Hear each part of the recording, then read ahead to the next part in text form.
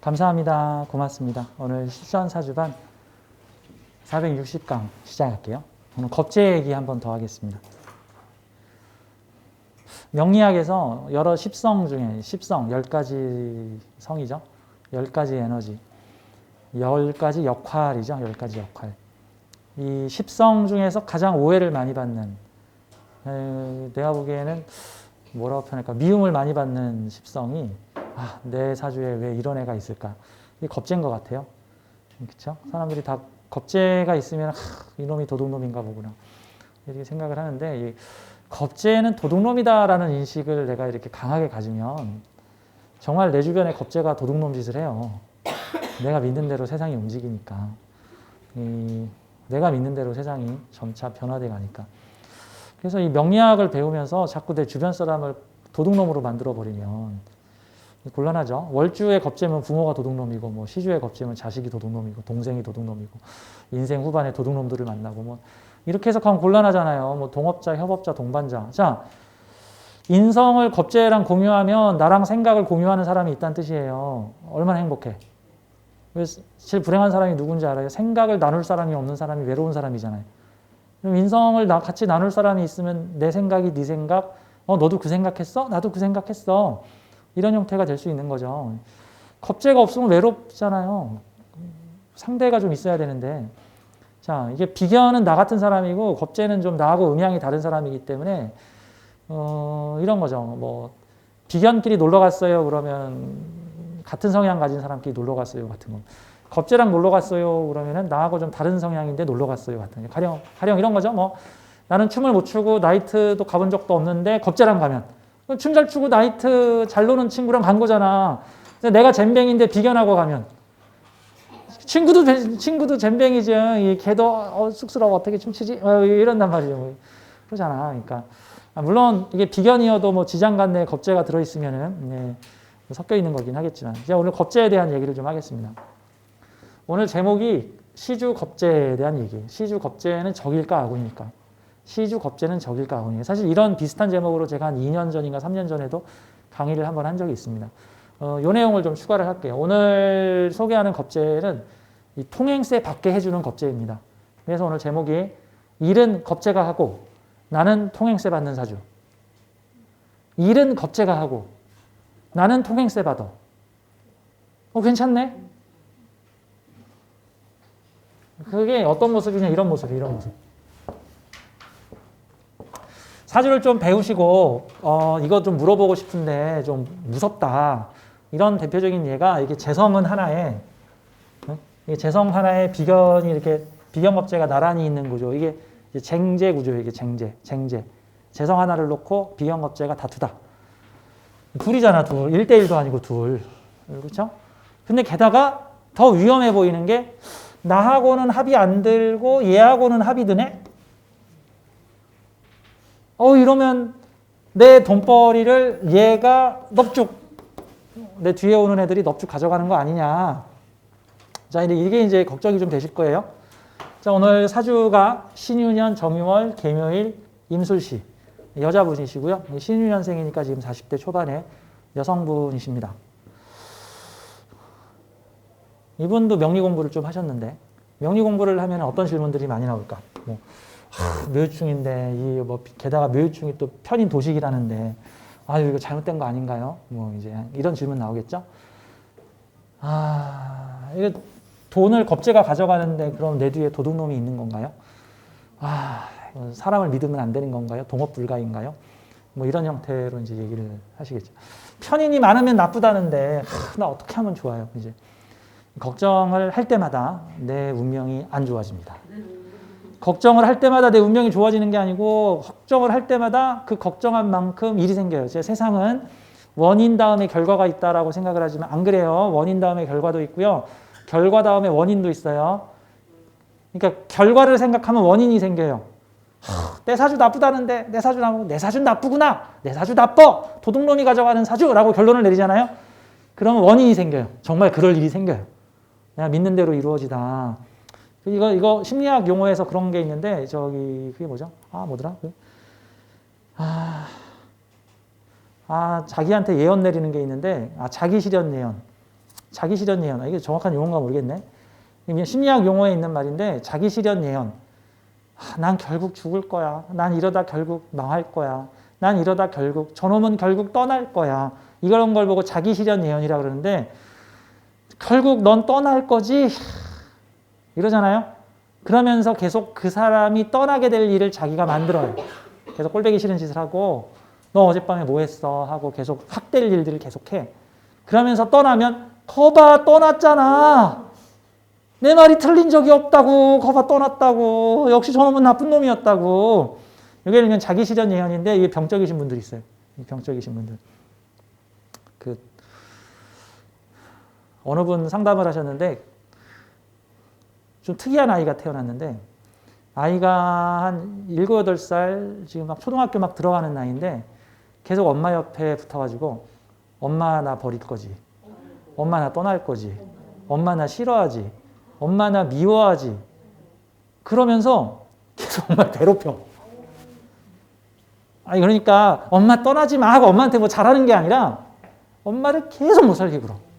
엄마한테 가끔 막 욕을 하기도 하고, 일부러 막 엄마가 설거지하는 걸 엎어버리기도 하고, 일부러 방을 파고. 그게 이제 무슨 심리냐면, 내가 이렇게 하는데도 떠나는지 안 떠나는지 보자라는 심리가 내면에 들어있거든요. 그래서 일부러 독하게 행동을 해서 저 사람이 정말 떠나는지 안 떠나는지, 일명 그 연애 고자라 그러죠. 그 연애를 거꾸로 하는 사람들 보면은, 좋아하는 사람 만나면 집착을 해가지고 일부러 그 사람이 싫어할 짓을 계속 하면서 떠나나 안 떠나를 계속 테스트하고 실현하고 테스트하고 실현하고, 그러면서 나 도저히 못 견디겠다. 너가 헤어지자고 했으니까 나 헤어질게. 그러면 그런다고 헤어지냐 이 나쁜 놈아. 막 이런 분들, 지가 헤어지자. 너 그럴 거면 헤어져. 라고 시험을 한 건데, 그래서 알았어 헤어질게 했더니 다음날 막 쫓아오고 막 어떻게 그런다고 헤어지냐. 너 나한테 그럴 수가 이런 거. 자기 실현 예언 같은 거. 이 명리 얘기하다가 잠깐 딴 데로 빠졌는데, 이 사주 공부할 때도 이거 자기 실현 예언 하시는 분들 같은 경우에, 이거 부정적으로 자기 실현 예언 하시는 분들은 이거 결과를 자기가 선언해 버리면은 원인이 생겨요. 그럴 일이 생겨. 너는 떠날 놈이라고 판단을 내리면 떠날 이유가 생깁니다. 떠날 이유가 생겨서 떠난 게 아니라 내가 떠난다는 의심을 가지고 떠난다는 생각을 하니까 떠나는 거예요. 내 사주 나쁘다라고 생각을 하면 내 사주 나쁜 이유가 속속 증명될 일들이 현실에서 벌어지게 됩니다. 이게 닭이 먼저냐 알이 먼저냐 뭐 이런 것 같은데, 원인과 결과는 하나다. 같은 거예요. 원인 오고 결과 올 수 있지만 결과 오고 원인 올 수 있다. 그래서 일명 내가 행복한 일이 생겨야지 내가 행복해야지가 아니라, 내가 행복한 마음을 가지면 행복한 일이 생긴다.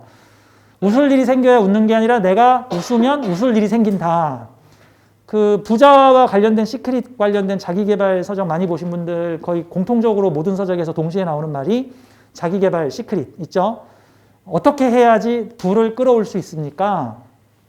내가 부자라고 선언해라. 내가 부자인 듯한 마인드를 가지면 부자가 된다. 부자가 돼야 내가 부자 마인드를 갖죠. 네가 부자 마음을 이미 이루어졌다라고 생각하라. 그러면 이루어질 일이 생긴다. 이게 일명 원인과 결과가 왔다 갔다 하기 때문에 생기는 일이에요.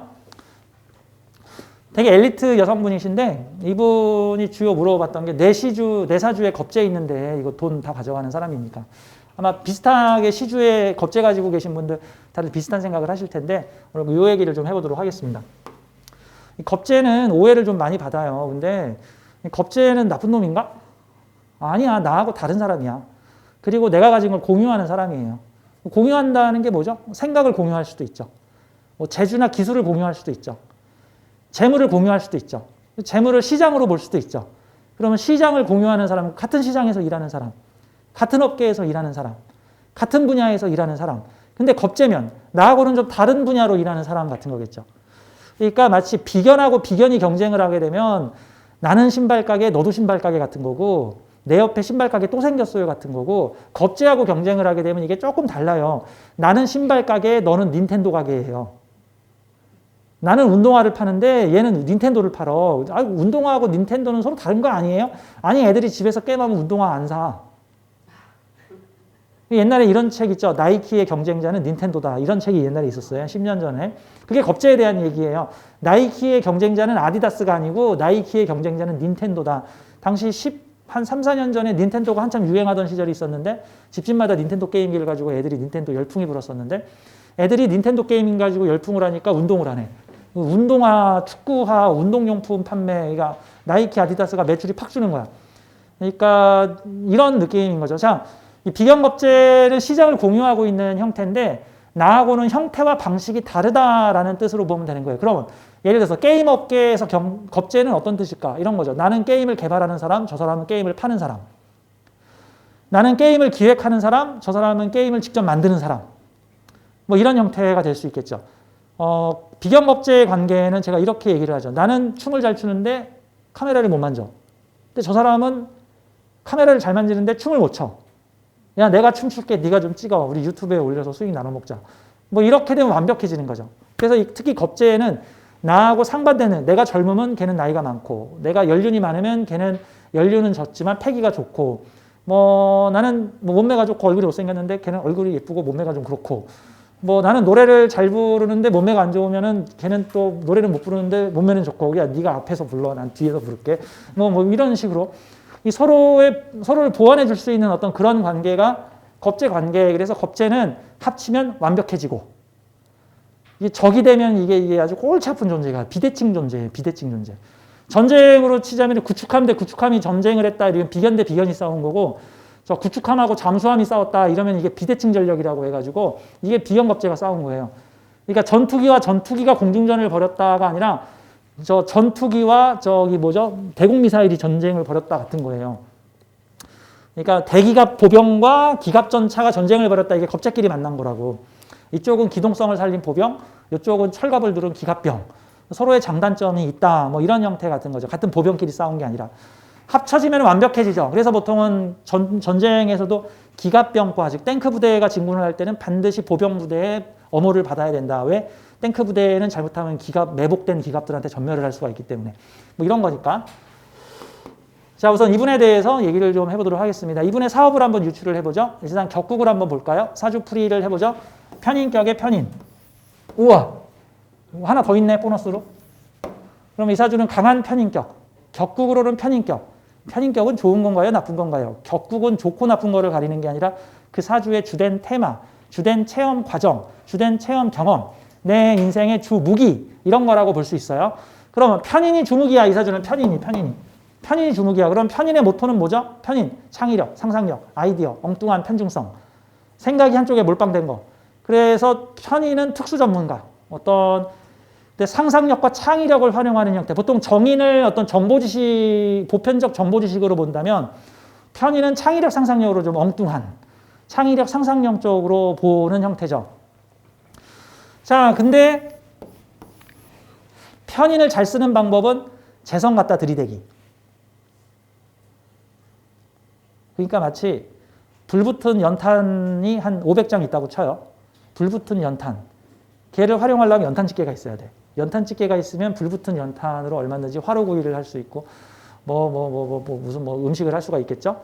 근데 불붙은 연탄이 많은데 연탄집게가 없으면 나 그거 못 만져. 그럼 걔를 다루기가 어렵죠. 자, 편인을 다루는 도구가 재성이에요. 뭐 1순위 편재, 2순위 정재인데 뭐 편재든 정재든 하여튼 재성이 있으면 돼. 정재는 상시 사용, 편재는 어쩌다 한꺼번에 사용. 뭐 이런 편재는 큰 거 한 방. 뭐 정제는 일상의 소소한 행복, 뭐 이런 형태가 되는 거예요. 자, 정제나 편제를 사용을 하면은 나는 인성을 활용할 수 있는데 어떻게 활용할 수 있냐면 인성의 조절 기능을 가지니까 편인이라는 거는 약간 편중된 생각, 엉뚱한 아이디어, 기획, 창작력인데 재성이 약하거나 재성이 없으면은 이게 현실성이 떨어질 수가 있어요. 쉽게 말해 도란되는 생각, 뭐 엉뚱한 공상, 뭐 전혀 현실화되지 않을 이야기들, 뭐 망상 이런 식으로도 이제 번질 수가 있는 거죠. 그래서 원래 학자가 인성을 많이 쓰는 학자 계열에서 재성이 없으면은 대체로 뭐 수학자인데 풀리지 않는 수수께끼 내놓고 돌아가시는 분, 뭐 이런 분 같은 거죠, 이제. 뭐 리만 가설 뭐 이런 거 내놓고 가시는 분들, 뭐 결론이 안 나, 그 수학 문제는 이런 거. 근데 수학자가 재성이 많으면 미제 사건 다 풀고 다니시는 분 같은 거죠. 그 다음에 과학적 논제 증명하고 다니시는 분. 뭐 허블의 뭐 빅뱅론을 갖다가 증명한 허블 우주 만원경 뭐 이런 거 같은 거.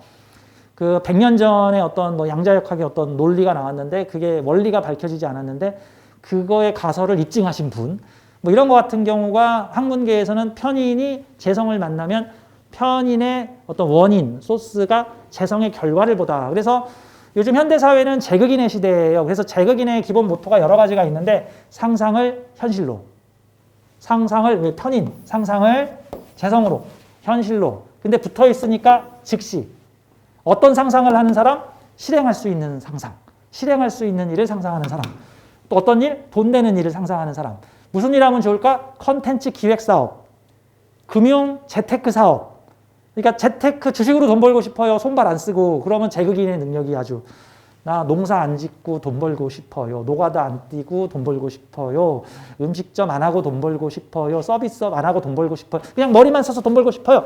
그러려면 기획자를 해야 되겠죠. 뭐 창의적인 일러스터, 뭐 웹툰 작가, 뭐 그다음에 웹소설가, 뭐 무슨 뭐 건축물 조감도 그리는 사람, 뭐 어떤 방송 작가, 뭐 이런 창의력, 상상력, 재테크 이런 다양한 방면으로 쓰입니다. 특히 기획으로 많이 사용돼요.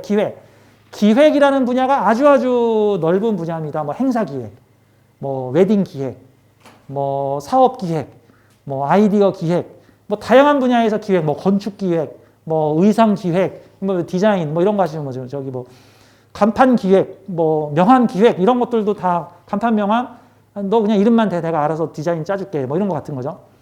자, 기획, 상상력, 창의력을 현실화시키는 작업, 밑작업 같은 건데 자, 이사주는 그 능력이 좀 뛰어나죠. 정확히 말하면 그러한 재주를 부리면서 살아보아라. 그리고 그러한 재주가 활성화된 사회를 살고 있는 사람이다. 같은 느낌이에요. 그러면 이 돈은 이 돈이죠. 돈, 사업. 무슨 사업일까? 편인 사업, 아이디어 기획 사업, 또 교육 사업도 되고 문화예술 사업도 될 수 있겠죠. 교육 사업이나 문화예술. 이 사주가 만약에 식신이 없으면 실무 현장 일을 안 하는 사주인데 여기에 식신이 있으면 과정에도 참여를 하는 형태가 되는 거예요. 실무 현장 부분이 있어서 교육 사업도 되는 겁니다. 인성식신이면 이것도 교육의 물상이죠. 교육의 물상. 자, 여러 가지 직업이 한 수천 개 될 거예요. 근데 일단 이분의 직업은 교육 기획 사업을 하십니다. 인재 개발, 교육 기획 사업. 근데 어떤 형태로 하시냐 하면은 이분도 저 찾아가는 미술관 비슷하게 찾아가는 인재개발 교육 기획 서비스를 하세요. 그러니까 내가 무슨 교육센터를 만들어 놓고 뭐 아무개 교육센터 해가지고 내가 내 프로그램 만들어서 사람들을 오게 하는 게 아니라 조그만 사무실 하나 가지고 계시면서 관공서, 기업, 각종 교육기관, 각종 행사단체 이런 것과 연계를 해가지고 그곳에 교육 관련 사업을 맡아서 기획부터 실행까지 다 진행해 주는 일을 합니다.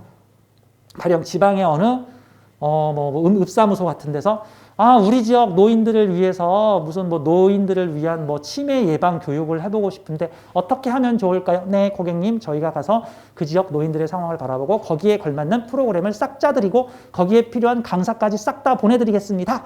해가지고 현장에 가서 노인들의 니즈가 뭔지를 파악을 하고 그분들을 위한 이런 프로그램, 이런 요즘에 노인들 프로그램은 이 프로그램이 좋아요. 이 프로그램 하면 실패 안 해요. 금액은 얼마 정도 받는 게 좋아요. 우리 장소는 어디로 합시다. 우리 뭐 읍사무소에 있는 무슨 강당으로 며칠부터 며칠까지 합시다. 제가 서울에서 유명하신 해외에서 유학 갔다 오신 아무개 강사님들을 불러서 이분 스타 강사예요. 원래 100만 원씩 줘야 되는데 우리 회사를 통하면 60만 원이면 됩니다. 해가지고 교육기획을 싹 해서 교육 진행해 주시는 분들이세요. 이분이 그거 교육 기획자세요. 그 일을 14년째 하고 계십니다. 오래 하셨죠? 10년 하면 프로인데 강산이 변했는데 이게 지금 나이가 12년생이니까 40대 초반이시니까 이분은 20대 후반서부터 그 일을 하신 거예요. 교육 기획 사업을. 대단하신 분이죠. 그냥 타고났어요. 그냥. 교육 기획 사업을 하시는 분입니다. 그러면 사주에 잘 맞게 쓰고 있네요. 그렇죠? 이 일지에 식신이 있으면 선생님도 강의하시겠네요. 네, 저도 강의합니다. 요게 없으면 사무실에 앉아서 페이퍼로 다 해죠. 이 페이퍼. 요게 있으면 나도 강의하죠. 나도 강의하죠. 자, 이 사주 보죠. 내 뒤에 이렇게 연결이 돼 있죠. 이렇게. 그러면 이게 지금 무슨 요소냐면요. 내 뒤에 겁재가, 내 뒤에 시상 겁재가 여기에 뭘 가지고 있냐를 봐야 돼. 그러면은 일명 내 뒤에 뭐 있어 소리를 할 수 있어요. 그러니까 보통 막 건달들 나오는 영화에 보면은 건달들 나오는 영화에서 막 서로 막 시비가 붙대. 야, 너 내 뒤에 누구 계시거든? 내 뒤에 큰형님 계셔. 니들 다 죽였어. 뭐 이런 얘기 하죠. 이 뒤에 겁재가 있으면 내 뒤에 뭐 있어예요. 내 뒤에 뭐 있어. 자, 그럼 어떻게 보죠? 이게 재성이면